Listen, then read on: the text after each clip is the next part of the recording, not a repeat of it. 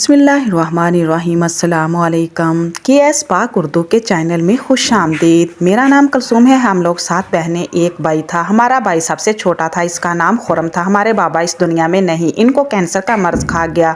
इनके आखिरी वक्त में रिश्तेदारों ने इनका साथ ना दिया। वो हमें ये कहकर गए कि मेरे जाने के बाद मेरे रिश्तेदारों से कोई तलक रखने की ज़रूरत नहीं। वो अक्सर ये भी कहा करते कि मेरी सारी औलाद बदनसीब है। कोई ऐसा क्यों कहते थे? वो हमें ताकीद की गई कि मेरे मर जाने के बाद मेरे रिश्तेदारों में से कोई भी मेरे घर आया तो समझ जाना कि मेरी रूह को भी तकलीफ पहुंच गई। हमने बाबा के जाने के बाद अपने रिश्तेदारों में से किसी के साथ कोई तल्लक नहीं रखा था। हमारे घर में बहुत सी मुसीबतों ने डेरे डाले। मेरी माँ बीमार हो गई, मेरी एक बहन की हमने शादी की, इसको 9 महीने के बाद तलाक हो गई। वो एक बेटी लेकर हमारे घर वापस आ गई। मेरी सरकारी नौकरी थी जो मेरे बाबा के जाने के बाद लगी। इसी वजह से हमें सुकून भी था क्योंकि मेरी वजह से ही हमारा घर चल रहा था। यूं तो मैं अपनी बहनों में बड़ी नहीं थी, मुझसे बड़ी 2 बहनें भी थी, लेकिन मेरी नौकरी लग गई और मैं घर चलाती थी तो मुझे ही सब घर का बड़ा समझते थे। जिस बहन को तलाक हुई, साल बाद इसकी शादी हुई। अब वो अपने घर में खुश थी। इसी तरह मैंने इससे बड़ी 2 बहनों की शादी करवा दी थी, लेकिन अब भी हम घर में 4 बहनें बाकी थी और एक भाई हमारा सबसे छोटा था। मेरे वालिद साहब का लाडला जब से मेरे बाबा इस दुनिया से गए थे बहुत बदतमीज़ और खुदसर हो गया था। मेरी अम्मी इससे बार बार समझाती, एक बेटा तो भले ही छोटा है लेकिन तुझे ही बड़ा बनना होगा। तू ही इस घर का मर्द है, तेरा काम है इस घर को चलाना और अपनी बहनों के लिए जहेज बनाना, इनकी शादियां करना। बहन बेशक बड़ी हो लेकिन औरत की कमाई में अल्लाह ने बरकत नहीं रखी, इसीलिए ये सब तुझे ही करना है। मैं ऐसे भी वो इतना भी छोटा नहीं है, इसकी उम्र अब 19 साल थी। हमने कई दफ़ा इसे कारोबार बना कर दिया लेकिन वो दुकान पर बैठता ही नहीं था। दुकान पर ना बैठे तो फिर दुकान कैसे चले? इसी तरह से जितनी दफ़ा भी कर्जा लेकर हमने कारोबार करवाया, इसने बहुत बड़ा नुकसान करवाया। कभी कि मैं अब कपड़े का कारोबार शुरू करूँगा, मुझे 1 लाख रुपए दे दे। मैं किसी तरह से अपनी तनख्वाह में से एडवांस पैसे लेकर इसे पैसे दे देती, लेकिन वो पैसे भी डुबो देता। अब तो सबको पता था कि ये भरोसे के काबिल नहीं, इसीलिए इसे कोई 1 रुपया भी नहीं देता था, ना ही कोई इसे काम पर रखना चाहता था। अब तो मेरी माँ भी इसको पैसे नहीं देती थी। वो जानती थी कि मैं बहुत मुश्किल से पैसे कमाती हूँ और मेरी मेहनत की कमाई है जो वो इस पर ज़ाया नहीं करना चाहती थी। जब भी मेरी माँ से पैसे मांगता तो मेरी माँ से यही कहती कि अपने पैसे तुम खुद कमा लो। यूं तो हमें खुरम की तरफ से हमेशा ही बुरी खबर मिलती थी, लेकिन अब इसने घर में एक अजीब सा काम शुरू कर दिया था।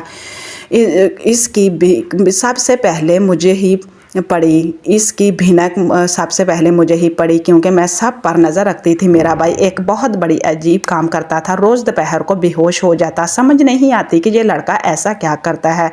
वो गर्मी के दिन थे, जून जुलाई के महीने, मौसम बहुत गर्म होता। ऐसे में इसका रोज़ बेहोश हो जाना हम सबको बहुत परेशान कर रहा था। आज फिर यही हुआ, खुरम बेहोश हो गया। मेरी माँ ने हमें परेशान होकर आवाज़ दी और कहा कि खुरम छत पर बेहोश हो गया है। इसे छत से उतारने के लिए मुझे अपने बहनोई को बुलाना पड़ा जो 2 गलियां छोड़कर ही रहते थे। वो भी हैरान रह जाते कि ये क्या हो रहा है। तीसरी दफ़ा ये लड़का बेहोश हुआ था। इसे हम डॉक्टर के पास लेकर गए। हमारे मोहल्ले में एक ही हॉस्पिटल है जो हमें सबसे करीब पड़ता था, हमेशा इसे वही लेकर जाते थे। डॉक्टर कहता कोई मसला नहीं, इसने टेंशन ली है इसीलिए ये बीमार है, इसका ख्याल रखें। अब तो हमें ये लगने लगा कि बेचारा वाकई टेंशन लेने की वजह से बेहोश हो जाता है क्योंकि सेहत तो इसकी कोई इतनी अच्छी नहीं। लेकिन फिर मैं इस बात की तह तक पहुंच गई और ये जानकर हैरान रह गई कि मेरा छोटा भाई जो रोज़ बेहोश हो जाता है वो कोई कुदरती बेहोशी नहीं थी। वो अपने साथ कुछ ऐसा करता था जिसकी वजह से वो बेहोश हो जाया करता था। हमारे घर की ये रूटीन थी। जब मैं स्कूल में पढ़कर वापस घर आ जाती तो दोपहर का खाना खाने के बाद असर तक हम असर से पहले तक जितना भी टाइम होता इसे हम सब सो जाया करते। हमारे घर में बहुत खामोशी होती थी। फिर असर की नमाज़ पढ़ते, चाय पीते, फिर इसके बाद शाम के काम किया करते थे। एक दिन मैंने सोच लिया कि आज मैं पता लगा कर ही रहूँगी कि ये हमेशा छत पर ही क्यों बेहोश होता है। खुरम देख इस गर्मी में इसने एक बहुत ही गर्म जैकेट पहन रखी थी जिसकी टोपी भी इसने ले रखी थी। वो छत पर गया और एक मखसूस सिमत की तरफ मुँह करके तपती धूप में खड़ा हो गया। मैं इसके पीछे ही खड़ी थी। थोड़ी देर खड़े होने से मेरा सर भी गर्म होकर घूमने लगा तो एक शेड के सामने साए में आ गई। लेकिन वो लड़का इतनी धूप में वहाँ कैसे खड़ा था ये समझ से बाहर था। 20 मिनट में ही इसका सर चकराने लगा, वो बेहोश हो गया। इसके बाद फिर वही साहब को बुलाया, इसके छत से उतारा, हॉस्पिटल ले गया। हॉस्पिटल में भी हमेशा एक ही डॉक्टर मौजूद होता था जो इसे देखकर आज भी हैरान था। अब मैं इतना तो समझ गई थी ये लड़का जानबूझकर बेहोश होता है। आखिर ये चाहता क्या था? कहीं ये हमसे हमदर्दी तो हासिल नहीं करना चाहता था, हमसे कोई काम नहीं सोच के बेचारा बीमार है तो इसे घर में आराम करने दें। लेकिन इतनी सीधी नहीं थी क्योंकि ये महसूस सिमत की तरफ मुंह करके खड़ा था। इसने अपने बाजू फैलाए हुए थे। पहले मैंने सोचा कि शायद किसी लड़की का चक्कर है कि जिससे ये छत पे जाके बातें करता है, लेकिन मुझे याद था कि ये साथ वाला घर किसी से बात कर रहा था और ना ही इसके सामने कोई खड़ा था। जिस सिमत ये देख रहा था इस तरफ इन लोगों के घर थे जिनके घर में कोई जवान लड़की ही नहीं थी और ना ही इनकी छत पर कोई आया करता।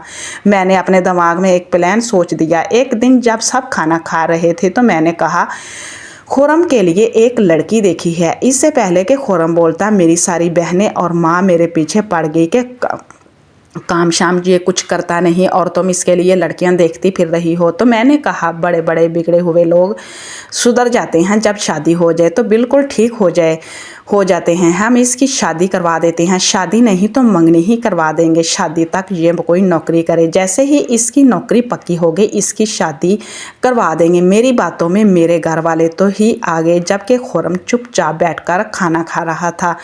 अम्मी मुसलसल इस पर नज़र रखकर बोल रही थी क्योंकि मैं देखना चाहती थी कि ये कहता क्या है। और हैरान तो मैं इस बात से हुई कि खाने के बाद वो उठा और हाथ धोकर बाहर चला गया। इसने कोई रद्द अमल ही नहीं दिया। मेरे घर वालों ने मुझसे बातें की, तुमने सच में लड़की देखी है? तो मैंने कहा नहीं, मैं तो मजाक कर रही थी, मैं देखना चाहती थी कि ये क्या करता है। मेरी माँ ने कहा, इससे तंग मत करो, पहले ही बीमार है। इस बात से मेरे दिमाग में एक तरकीब आ गई। मैंने कहा कि अगर ये बीमार है तो इसको किसी मुफ्ती के पास ले जाएं, दम करवाएं और किसी की नज़र लगी होगी। अम्मी ने कहा, हाँ ठीक तुम कहती हो, ऐसा ही कोई मामला है। मैं आज ही इसको मुफ्ती साहब के पास ले जाती हूँ, दम करेंगे तो ठीक हो जाएगा। साथ ही इनको कहूँगी कि इसके लिए कोई तवीज़ दे, इसकी अच्छी सी कोई नौकरी भी लग जाए। मैंने कहा कि अम्मी को कहा, आज ही इसको ले जाएं, आज जुमे का दिन है, मुफ्ती साहब फ़ारग होंगे। मेरी माँ मान गई और मुफ्ती साहब के पास ले जाने की बात की। लेकिन ये बात सुनकर हत्थे से उखड़ गया। कहने लगा, मुझे किसी मुफ्ती साहब के पास नहीं जाना, मुझे कोई दम नहीं करवाना और तवीज़ का तो नाम भी ना लें। जबकि बचपन से ही हम इस मुफ्ती साहब के पास ले जाया करते थे। 10 साल तक की उम्र तक इसके गले में ये बड़े बड़े तवीज़ थे। अब अचानक से इसे क्यों तवीज़ से नफ़रत हो रही थी? अम्मी ने इसे बहुत समझाया लेकिन वो मुफ्ती साहब के पास नहीं गया। अम्मी ने इस बार पर ज़्यादा तवज्जो नहीं दी थी क्योंकि वो हमेशा कहती थी कि खुरम बहुत मूडी किस्म का बच्चा है, कभी कुछ कहता है तो कभी कुछ। लेकिन अभी इसकी वही रूटीन थी, एक नहीं तो दूसरे दिन वो बेहोश हो जाता था। अब तो सब घर वाले परेशान हो गए थे। एक दिन इससे मेरी छोटी बहन ने पूछ लिया कि तुम हमेशा छत पर ही क्यों बेहोश हो जाते हो?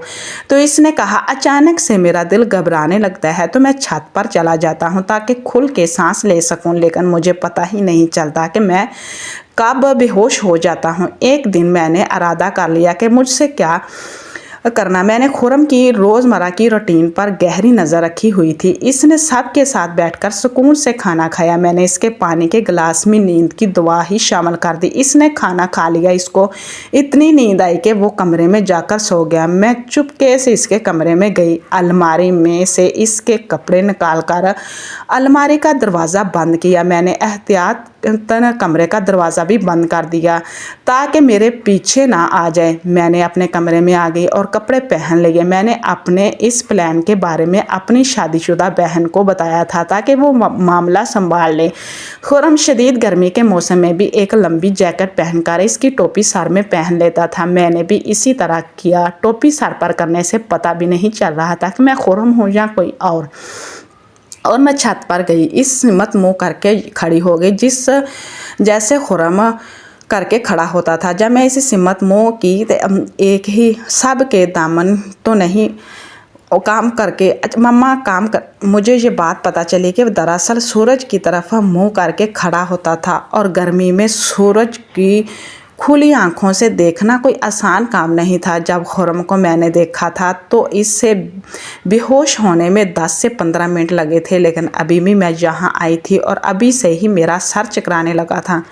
मैंने इस प्लान में अपने बहनोई और शादीशुदा बहन को भी शामिल किया था, क्योंकि सिर्फ वो दोनों ही मेरी बात समझ सकते थे।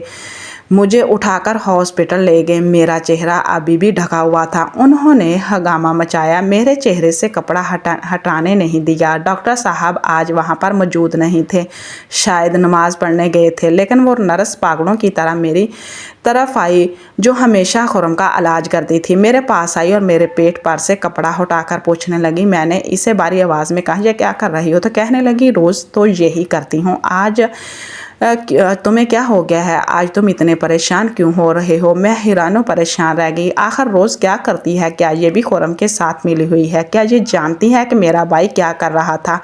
इस सवाल ने मुझे मज़ीद हैरान कर दिया। इसने कहा कि वो कहाँ है, वो कहाँ है? आज तुम्हारे पेट पर क्यों नहीं है? मैं हैरान रह गई, ये किस चीज़ की बात कर रही है? बोलो खुर्रम, वो पट्टी कहाँ है? इस पट्टी को तो तुम्हारे पेट पर ही होना चाहिए था। क्या कल तुमने वो पट्टी अपने पेट पर नहीं बांधी थी?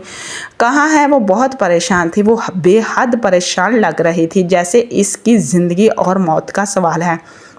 मैं हैरान रह गई, आखिर ये किस पट्टी के बारे में पूछ रही है? मैंने अपने चेहरे से टोपी हटाई तो मुझे देखकर हक्का बक्का रह गई। इस कदर जल्दी ये कि वो भी महसूस भी ना कर पाई कि मैं खुर्रम नहीं बल्कि एक औरत हूँ, क्योंकि मैंने खुर्रम के कपड़े पहन रखे थे। कौन हो तुम? खुर्रम कहाँ है? वो घबरा गई और मुझसे यही सवाल करने लगी, किस पट्टी की बात कर रही हो तुम? मेरे भाई के साथ काली पट्टी क्यों लेकर आती हो यहाँ हर रोज़? बोलो, नहीं तो मैं तुम्हें पुलिस के हवाले कर दूंगी। मैंने अपना फ़ोन निकाला, इस पर पुलिस का नंबर डायल करके स्क्रीन इस नर्स की तरफ कर दी और कहा कि अभी के अभी मुझे सब कुछ बता दो, नहीं तो मैं अभी पुलिस को कॉल कर दूंगी। तुम चाहे पुलिस को बुलाओ या किसी और को, मेरा कोई कुछ नहीं बिगाड़ सकता, क्योंकि डॉक्टर साहब मेरे साथ देंगे। वो बहुत सीना तान कर बोली थी, लेकिन जब डॉक्टर कमरे में आए तो इसकी हवाइयाँ उड़ गई, क्योंकि ये वो डॉक्टर नहीं था जो हमेशा ड्यूटी पर होता था। आज कोई और डॉक्टर आया था। इतना में वो समझ गई थी कि मैं फ़ौरन डॉक्टर साहब की तरफ बढ़ी। इसने मेरा हाथ पकड़ लिया, कहने लगी, मैं तुम्हें सब बताती हूँ। डॉक्टर साहब को कुछ मत कहना, ये सबसे बड़े हैं, डॉक्टर हैं। अगर इनको कुछ पता चल गया तो ये मुझे नौकरी से निकाल देंगे। मैं खुर्रम को 2 माह से जानती हूँ, जब से वो बेहोश हो रहा है। इससे पहले से मैं और खुर्रम एक दूसरे को बहुत पसंद करते हैं, लेकिन मेरा बाप कहता है कि जिससे मैं तुम्हारी शादी करूँगा इसके पास कम से कम नौकरी और अपना घर होना चाहिए। और आप भी जानती हैं कि खुर्रम के पास इन दोनों चीज़ों में से कुछ भी नहीं। इसीलिए मैंने इसीलिए एक काम बताया जिससे हम दोनों का लाखों का फ़ायदा होने वाला था। हम इससे शादी करने वाले थे। किसी किस्म का काम, और कौन काम करवा रहा था? तुमसे ये काम, मुझे पूरी बात बताओ, नहीं तो मैं तुम्हारे बड़े डॉक्टर को सब कुछ बता दूंगी। वो लड़की बहुत डरी हुई थी, नज़र आने लगी। इसने कहा कि वैसे भी अब हमारी जान को ख़तरा है। ये तुम क्या बात कर रही हो? मेरा दिल भी डर गया था, कहीं मेरा एक अकलौता भाई को कुछ ना हो जाए। अगर इसे कुछ हो जाता तो क्या करते? मेरी माँ तो जीते जी मर जाती। इस लड़की ने बताया कि आपके घर के पीछे एक शादीशुदा जोड़ा रहता है जिसके यहाँ 15 साल से औलाद नहीं होती, लेकिन वो बहुत ज़्यादा अमीर है। इनको किसी बाबा ने बताया है कि इन पर बंदिश करवाई गई है और इसकी बंदिश को तोड़ करने के लिए इनको एक अमल बताया गया था, लेकिन वो ये अमल खुद नहीं कर सकते थे। उन्होंने इस अमल को कामयाब करने के लिए 3.5 लाख रुपए देने का वादा किया था।